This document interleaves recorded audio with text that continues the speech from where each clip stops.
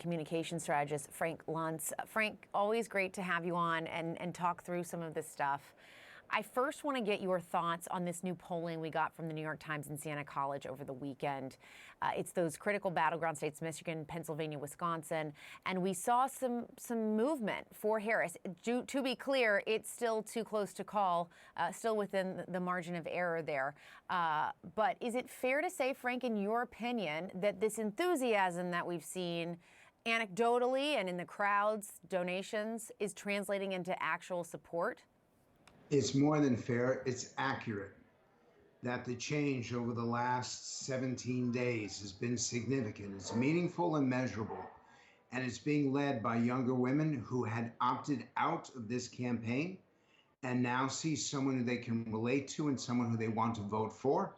It's being led by those who I call paycheck to paycheck voters, people who literally have challenges at the end of the week or end of the month making ends meet. By the way, don't call them working class. They resent that. These paycheck to paycheck voters really do want to make a difference, and they really do see in her campaign someone they can relate to. And third, and probably equally important, Donald Trump has not had 2 good weeks since Biden pulled out. He's been off message. He's been very negative and very hostile, and clearly he's kind of lost his balance. He absolutely emerged from the convention with a clear and convincing lead. But what has happened, he stopped talking about immigration, he stopped talking about inflation, and instead he's been so personal with his attacks that voters are starting to recoil, and it's been really an awful 2 weeks for him. Yeah, it doesn't sound like, based on what you're hearing, that personal attack and getting away from any of the issues is helping him. Exactly. And we see it because we're doing focus groups now, trying to measure those who are coming over to Harris who do not support Biden. And make no mistake, they are issue voters, and nothing matters more to them than either inflation, which I call affordability, because they simply can't get the food and the housing and the health care and the fuel and all the things they want to live. And it's also immigration, which is a broader issue to them because that's a sense of safety and security. Trump has the advantage, and this is what I do not understand as a pollster and someone who's been doing this for 35 years. Trump has the advantage on these issues by 10, 15, even 20 points, and yet he's not talking about them. She's on message, he is not. Yeah, I want to listen to one of your focus groups. We have a clip. This is a Republican voter who's considering Vice President Harris. So let's listen to that. For me, it's more of an issue with Donald Trump and the options that are now available. I would not have voted for Joe Biden. I'm a Republican, but I'm not a Donald Trump supporter, and I did not like Joe Biden. With him gone, Harris is a better option than Donald Trump, in my opinion. Why is that?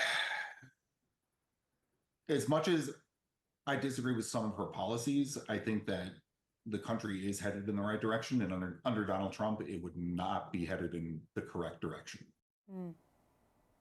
It's really interesting. I don't know enough about that voter. Maybe he was what we would consider a double hater, Frank, the people that didn't like Trump and didn't like Biden.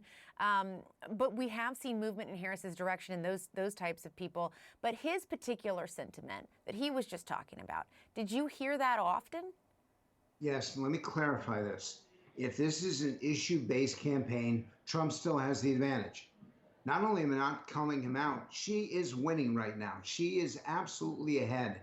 But we have ups and downs. This lead will go back and forth. But remember, this is happening before the convention. She's going to get a bounce from that convention, and she's getting pre-convention bounce.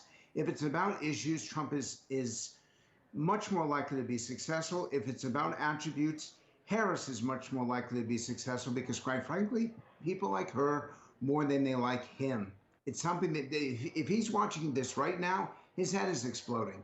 And that's part of the problem. He has lost touch with the people that he needs, and she is in perfect touch. Look at the rallies. Look at how she relates to them.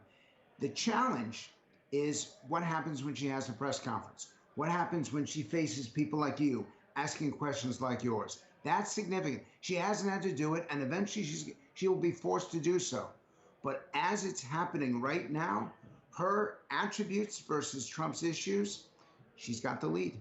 Yeah, and it is kind of remarkable because you do see her making a lot of ground, and for all the reasons you're laying out there, Trump could also very well, as you just said, win this race too, for all the reasons you've laid out, that when it comes to issues, he continues to lead.